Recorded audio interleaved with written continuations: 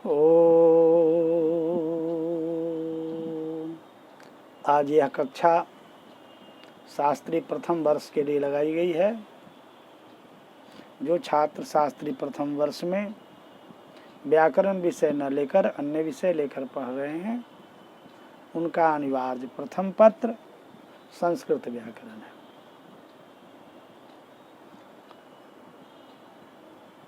उनके लिए प्रतिष्ठा प्रथम पत्र में संस्कृत व्याकरण है, जिसमें लघु सिद्धांत कौमुदी पाठ्य पुस्तक के रूप में निर्धारित है। उस लघु सिद्धांत कौमुदी का संधि प्रकरण, समास प्रकरण और कारक प्रकरण विशेष रूप से पढ़ना है। इसी क्रम में हम लोग समास प्रकरण का पाठ पढ़ रहे हैं। पूर्व कक्षा से समास प्रकरण का पाठ चल रहा है। अभी द्वंद्व समास के प्रकरण में कुछ विशेष सूत्र हैं, उस पर चर्चा हो रही है और उसी क्रम में अवशेष जो सूत्र है उस पर चर्चा करना है। तो हम लोग जानते हैं कि द्वंद्व समास च के अर्थ में होता है, इसलिए चार थे द्वंद्व, यह सूत्र बनाया गया है।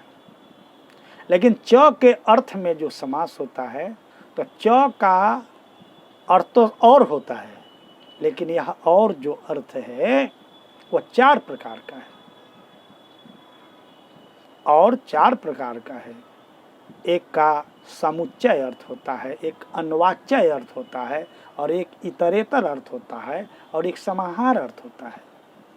तो समुच्चय और अन्वाच्य जो अर्थ है उसमें दोनों पदों में अपेक्षा नहीं रहती है, दोनों पद निरपेक्ष होते हैं।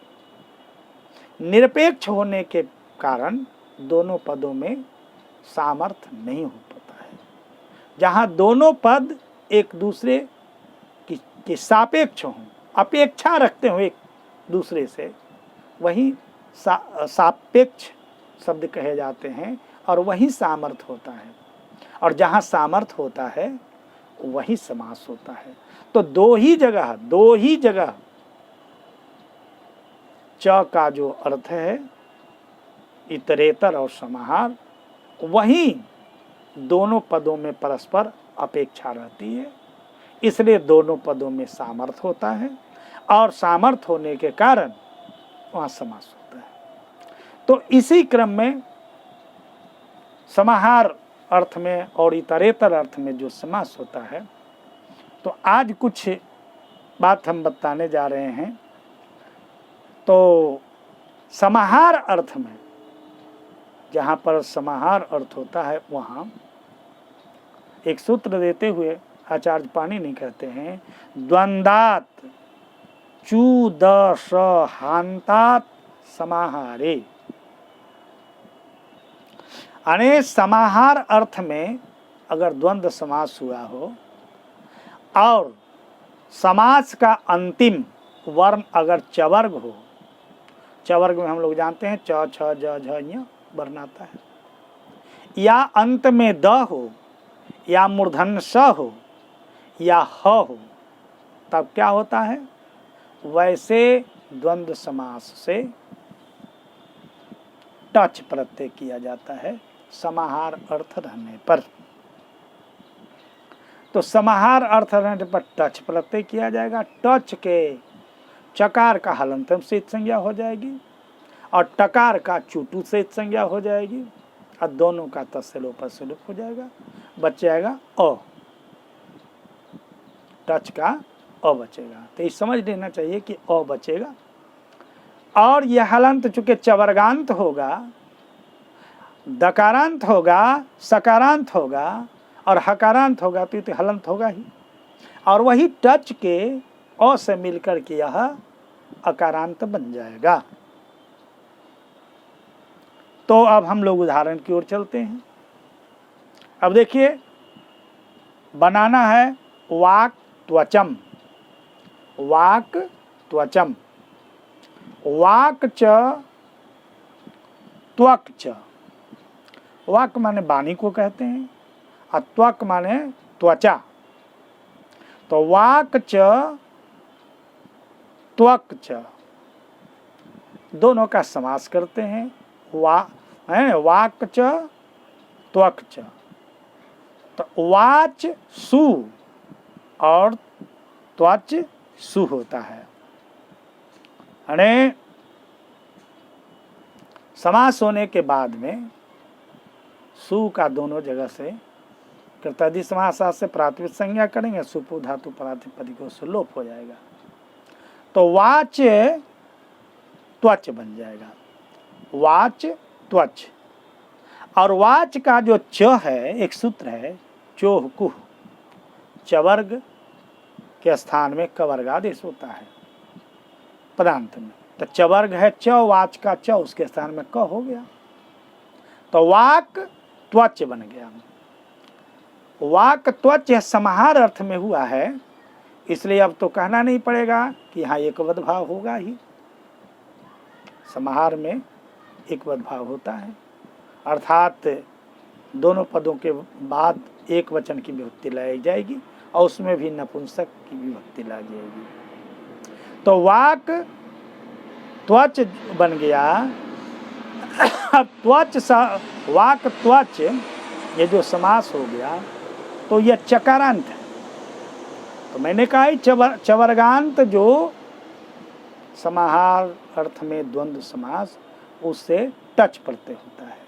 तो वाक त्वच टच हो गया और टच के टकार चकार का लोप हुआ और बच गया और च जाके अ से मिल गया तो च पूरा हो गया, वाक त्वच।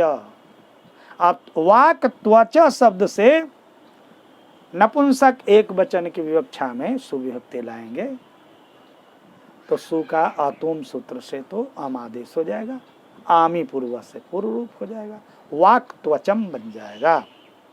वाक त्वचम का मतलब क्या हुआ? वाणी और त्वचा ऐसा समझना चाहिए। उसी तरह से स्रक यदि त्वक स्रजम बनाना है, त्वक स्रजम अने त्वक च और स्रक च तयोः समाहार अने त्वक च और स्रक च। त्वक माने तो त्वचा होता ही है, स्रक का मतलब माला होता है, स्रक माने माला होता है, ये स्रज शब्द है। तो समास होने के बाद में त्वक त्वच और स्रच हुआ, च को तो क हो जाएगा, मैं पहले कहा है चौकु से क हो जाएगा, तो त्वक स्रज बन गया। अब त्वक स्रज जब बन गया तो यह भी तो चवर्गांत है ही, ज भी तो चवर के अंतर्गत आता ही है, इसलिए त्वक स्रज शब्द से भी टच प्रत्यय हो जाएगा। द्वंदात चू द स हांतात समाहारे, इस सूत्र से जब टच प्रत्यय हो गया तो टच के चकार का हलंत्यम से टकार का चूटू से इत संज्ञा करेंगे और तब तस्य लोप से लोप कर देंगे। बिना इत संज्ञा किए हुए हम लोप नहीं कर सकते हैं। तो अ बच गया। अब ज जो है अ से मिल जाएगा तो क्या बन जाएगा? त्वक स्रजम, त्वक स्रज बन गया। स्रज शब्द अकारांत हो गया और समाहार अर्थ में हुआ है इसलिए नपुंसक हो गया और एकवद भाव हुआ, इसलिए एक वचन की विवक्षा में ला करके हम लोग जैसे ज्ञानम बनाते हैं उसी तरह से त्वक स्रज सबसे सु लाएंगे और सु को अतोम सूत्र से अम आदेश करेंगे और अमी पूर्व से पूर्व करेंगे तो त्वक स्रजम बन जाएगा। इसका अर्थ क्या हुआ? इसका अर्थ हुआ त्वचा और माला, त्वचा और माला, यह अर्थ होता है त्वक स्रजम का। तो माला अर्थ ये हो गया, दोनों का अर्थ होगा। उसी तरह से अगला शब्द है समी दृसदम। समी च अदृशत च, समी च दृशत च, तयोः समाहार, दोनों का समूह। इस अर्थ में समीसु और दृशतसु काल इस अलौकिक विग्रह के स्थिति में चार थे द्वंद्व से समास हुआ, और कृतादि समासाश्च से प्रातिपदिक संज्ञा, सुपो धातु प्रातिपदिक से विभक्ति का लोप हो गया। तब बन गया समीदृशत। अब समीदृशत है, चूंकि यह दकारांत है, इसलिए यहाँ पर क्या हुआ, पुनः बंदात चू द स हांतात समाहारे, इस सूत्र से टच प्रत्यय हुआ, टच का टकार चकार लोप हो गया, अब बच गया, और द जाके अ से मिल गया, तो समीदृशद पूरा हो गया। इसके बाद सु विभक्ति लाएंगे, समीदृशद सु, और सु को अतोम सूत्र से कहता है, अदंत नपुंसक अंग से परे सु का अम आदेश होता है, तो अम आदेश हो गया। तो समीदृशद, समीदृशद अम, आमी पूर्व से पूर्व हो गया, समीदृशदम बन गया। इस तरह से समीदृशदम। उसी तरह से वाक ट्विसम, वाक ट्विसम बनाना है, तो वाक च और ट्वीट च, वाक च ट्वीट च। अब अलौकिक विग्रह करेंगे तो वाचसु और ट्विससु। इस स्थिति में ट्विस कहते हैं कांति को, चमक को कहते हैं। तो दोनों का अलौकिक विग्रह की स्थिति में चार थे द्वंद्व से समास, कृतादि समासाश्रय से प्रातिपदिक संज्ञा, और सुपो धातु प्रातिपदिक से विभक्ति का लोप हो गया। तो वाक वाच ट्विस हुआ, च को तो चौकू से कुत करेंगे, तो वाक ट्विस ट्विस, और उसके बाद ये चूंकि सकारांत है, तो मूर्धन सकारांत जब होता है शब्द तो उससे टच प्रत्यय होता है, टच प्रत्यय हुआ, और इसके बाद स जाके अ से मिल जाता है, और उसके बाद सुविभक्ति ला करके नपुंसक एक वचन की विवक्षा में हम लोग को वाक ट्विसम बनाते हैं। वाक ट्विसम अर्थात वाक माने वाणी और कांति, वाणी और चमक, ये अर्थ में हम लोग कहते हैं, बनाते हैं। उसी तरह से अगला शब्द है छत्रोपाहनम, छत्रोपाहनम, छत्रम च उपानत च, उपानत च, छत्रम च उपानत च, यह लौकिक विग्रह हुआ। और छत्र सु औपानः सु, यह अलौकिक विग्रह हुआ। इस स्थिति में चार थे द्वंद्व से समास होता है, और उसके बाद कृतादि समासाश्च से प्रातिपदिक संज्ञा, और सुपो धातु प्रातिपदिकों से विभक्ति का लोप हो जाता है, बच जाता है छत्र उपानः। छत्र कहते हैं छाता को, उपानः कहते हैं जूता को, छाता जूता। तो छत्र उपानः, और छत्र त्र घटक आकार और उपानः घटक उकार, दोनों के स्थान में आद गुना से गुण करके वो बनाते हैं छत्रोपानः। यह हकारांत है और समाहार अर्थ यहाँ भी है, इसलिए दोनों में एक वद भाव हो जाएगा, और उसके बाद में एक वद भाव हो जाने से नपुंसक एक वचन विवक्षा में सुविभक्ति ला करके बनाएंगे छत्रोपाहनम, छत्रोपाहनम बनाएंगे। इस तरह से द्वंद्व समास यहाँ ये होता है। इसमें कहते हैं कि समाहार अर्थ होगा वही, अनो तो प्राविट सरदौ, प्राविट च और सरद च, यहाँ इतरेतर द्वंद्व है, प्राविट और शरद। प्राविट कहते हैं वर्षा को, और शरद कहते हैं शरद ऋतु को। तो इस स्थिति में समास तो हो जाएगा, लेकिन यहाँ पर टच प्रत्यय नहीं होगा, तो प्राविट शरदौ यह रूप बनेगा। और समास इसलिए कि यहाँ इतरेतर द्वंद्व है, समाहार द्वंद्व रहता तब यहाँ अ होकर के म बन जाता।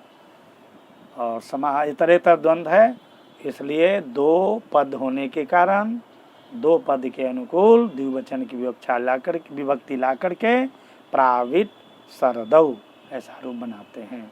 इस प्रकार आज द्वंद्व समास का पाठ ही नहीं बल्कि समास प्रकरण का पाठ पूर्ण हुआ। तो संधि और समास हम लोग पढ़ लिए और आगे पुनः अब कारक प्रकरण पर विचार किया जाएगा। ओ